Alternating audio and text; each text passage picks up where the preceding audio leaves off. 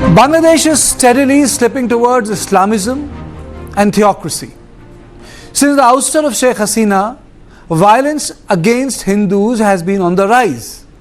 Bangladesh's interim government is also trying to dismantle the legacy of Mujibur Rahman and Awami League brick by brick.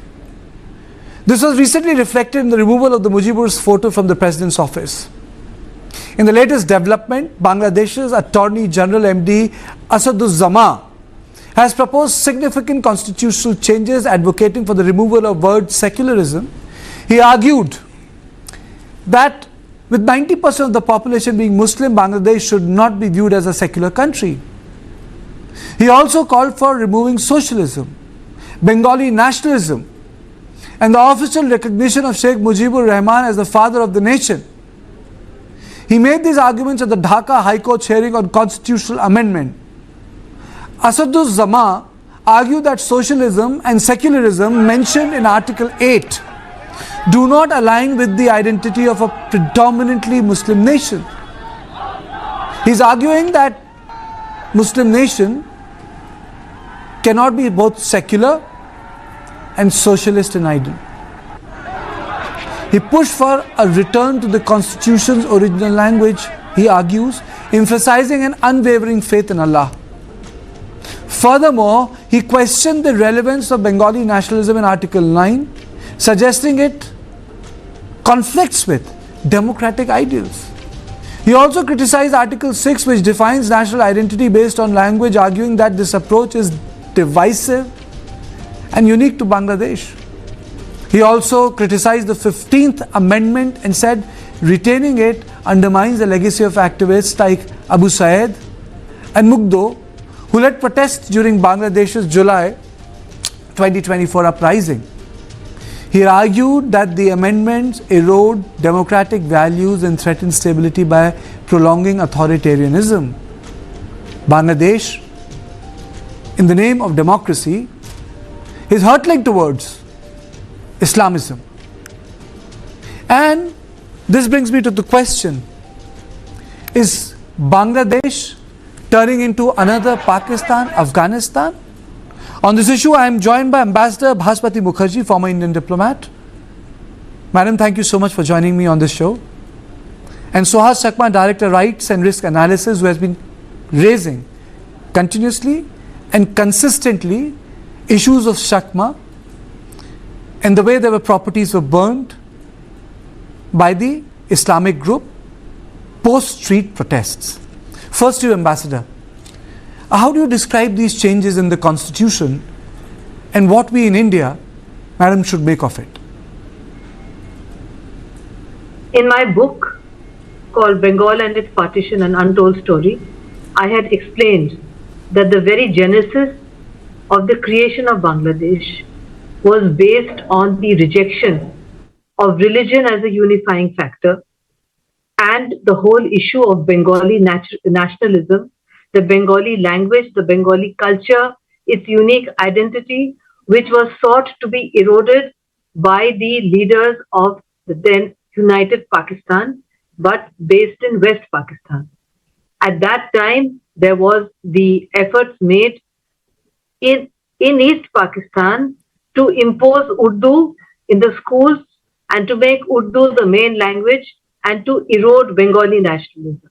As a result, there was a language movement, and the establishment of the Awami League was based on the whole issue of secularism, because the founder of the Awami League was of the opinion that what distinguished East Pakistan from West Pakistan was the fact that its very raison d'etre, its creation, should be based on Bengali nationalism and its unique place in the history of South Asia, and therefore it had to be secular so as to be a country that would attract people of Bengali origin for their culture, language, civilization, and not for religion.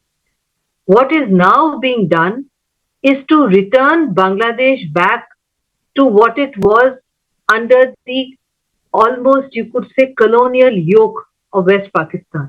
In other words, it seeks to undo the very reason why it was created.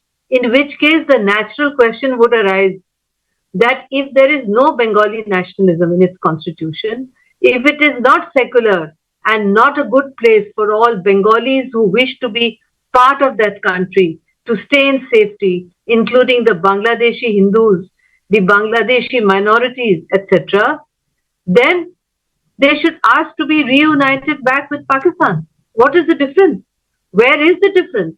So, in other words, the Attorney General is seeking to undo the history and the movement which led to the creation of Bangladesh, which led to the terrible genocide perpetrated by the Pakistani army, which led to India's help in the creation of Bangladesh. He is trying to undo history. You cannot do that.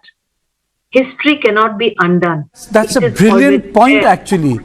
Very few people have argued like this way, Ambassador, you have argued. If you betray the basic principle, then you should reunite with Pakistan. Suhas, question for you is, what does it mean for Hindus? What does it mean for Chakmas?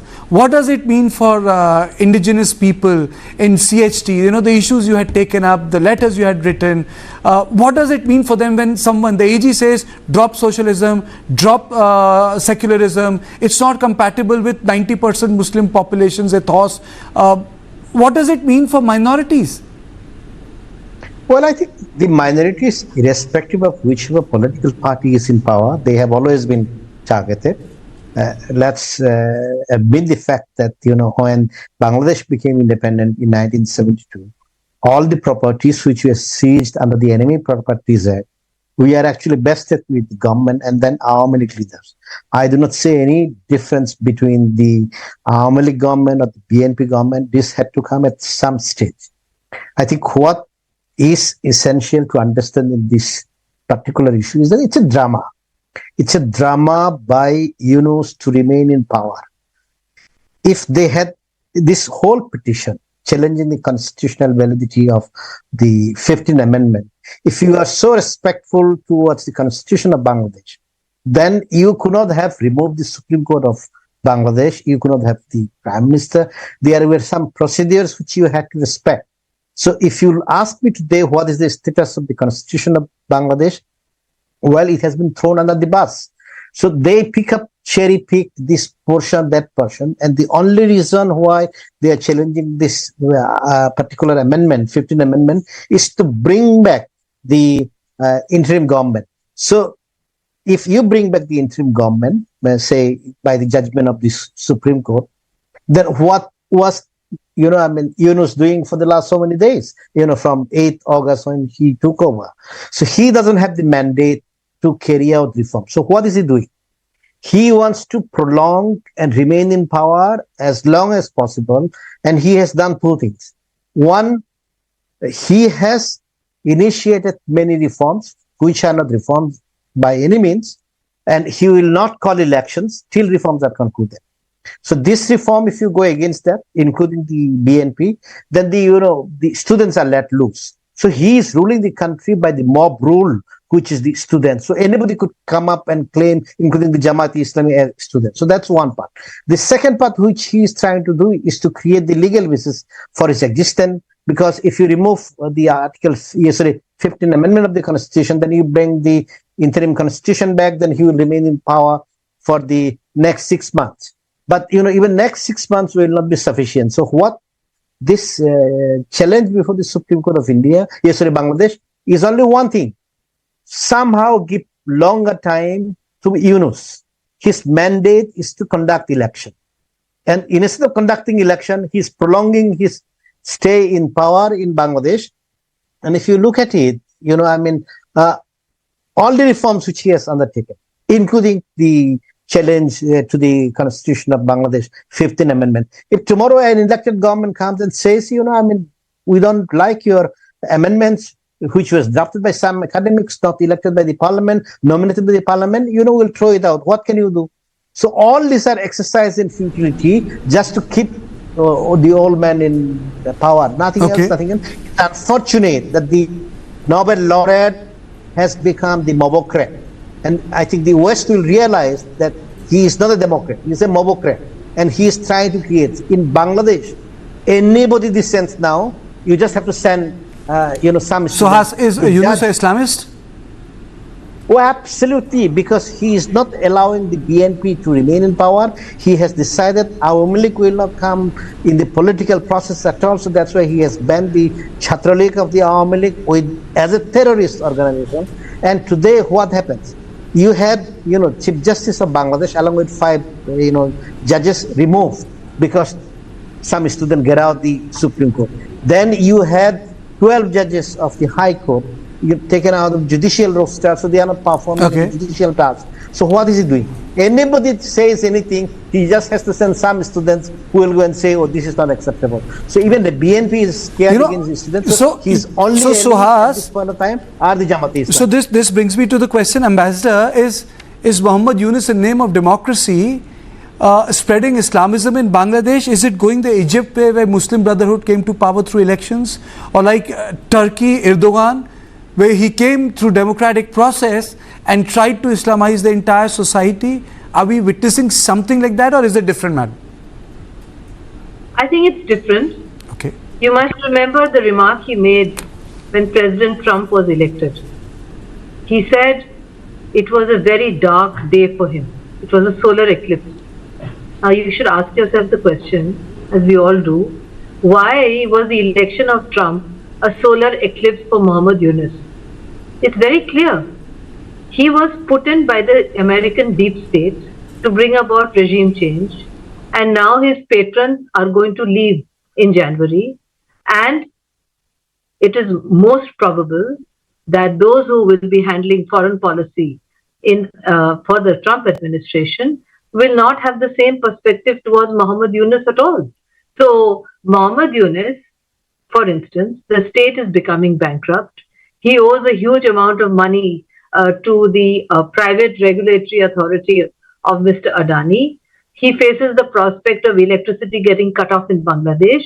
I think he would be better advised to see how he can plug those gaps and do what the political parties of Bangladesh are saying, which is that in the present Bangladeshi constitution, which remains, number one, there has not been a resignation letter from the Bangladesh Prime Minister.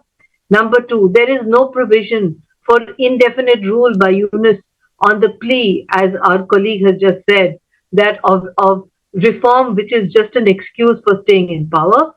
If he does not bring about a process by which there are free and fair elections in Bangladesh, we are running close to 3 months, if I'm not mistaken, 3 to 4 months.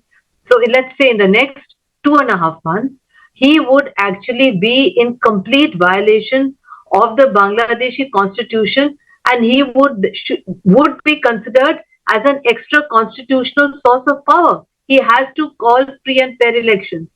As far as the Jamaat is concerned, they have never won the popular vote in Bangladesh. It's always been a straight fight between BNP and Awami League. Yunus himself has got no grassroots support in Bangladesh. As far as the students are concerned, the students are also divided. It's not so simple as that. There are many students who are dedicated to bringing about democracy in Bangladesh. He is unleashing the unruly mob, but mobocracy, as you rightly point out, whether it was after the French Revolution when you had the reign of terror, or in all revolutions thereafter, if you study, and I'm a student of history, if you study what happens when you use a mob to get political gain, is that ultimately you end up by being violently overthrown, usually losing your life. And that is the fate that could very well happen. Revolution devours its own children? Absolutely. And the best example was the French Revolution, which finally guillotined Robespierre. So if you are a student of history, you would look back at history and say what is happening in Bangladesh is he is unleashing some students, not all. The students are divided. Okay, the advisors he's put, the student advisors are actually holding up governance. In the meantime, Bangladesh is getting bankrupt. Bangladesh is not able to pay its power bills. Bangladesh is getting into a debt trap. who is going to bail out Bangladesh? He says the election of Trump is a solar eclipse for him. That's very poetic in Bengali, which I will spare the Indian audience who may not know Bengali. He said he used very poetic Bengali for his description. If it's a solar eclipse for him, which I agree with, it is a solar eclipse, he should note that he is now in darkness and pack his bags and leave. It's time for him to leave. If he doesn't leave himself, he will 100% be thrown out 6 months from now. He 6 will months not from survive. now. Suhas, do you think it's a turning point that such changes which can be brought about from the top, like Ziaul Haq did in Pakistan? He Islamized the entire society, and subsequently the shape of the Pakistani society also changed. Is this an attempt to change the social fabric from top, or you think that a societal change has happened because even the previous government failed to have a check on the mullahs in politics? No, I think as Madam Mukherjee had mentioned, that the mullahs do not matter in Bangladesh. Okay. We have to realize one thing, that the population in Bangladesh, which is the majority of the Bengali Muslims, they have different identities. At certain point of time, they could become very, very Islamic, but at certain point of time, they could be more Bengali nationalist based on language than anybody else, because you see the 1952 language movement, and sometimes they could be very liberal. And at the end of the day, Bengal eastern part has been the most liberal region among the Muslims in South Asia. So whatever these people are trying to do, they shall never be successful. Of course, I mean, there was grudge or there was anger against Hasina, but that doesn't make Bangladesh, or that's not going to turn Bangladesh into an Islamic country. Anybody tries to do that, they have to pay a heavy price and forget about Islamization or anything else. Okay. They cannot fulfill the basic demands, because at certain point of time, people will be asking two things. Okay. Political parties want political freedom, which he is denying, and everybody knows he doesn't have any legitimacy, legal, moral, or whatsoever, because the first thing which he did after he became the interim government chief is to give tax exemption to the Grameen Bank. So if you deposit money into the Grameen Bank, it's absolutely tax-free, which is a serious conflict of interest. And the second issue is people want their daily needs, income, economic development. So I'm really falling short of time. Okay. Ambassador Mukherjee, you wanted to make a point? Yes, you wanted to make a point? One small point. I wanted to just say that the other big difference is that what happened when Zia came is, the Zia was in control of the Pakistani army. In the case of Mohammed Yunus, he has no such control. He is not a military general. He has not come up through the ranks. He does not exercise military power. He may try to change the army chief and bring in his own person, but he is not a military man. And he is also too old to change fundamental structures in Bangladesh, precisely for the reasons that my brother from Bangladesh has said, which is that the Bengali, be he Hindu like me or a Muslim, we have a DNA which is based on the Bengali language, culture, civilization, cuisine. Even our rituals are all mixed. There are mixed Hindu-Muslim rituals across Bengal, whether it is during Durga Puja or it is during the Muslim festival. This is something unique to Bengal, which only a Bengali knows. So it is not possible for Mr. Yunus, who's lived many years in the West, to suddenly come and reverse the course of history in the eastern part of our subcontinent. Thank you, Ambassador Mukherjee. Thank you, Suhas.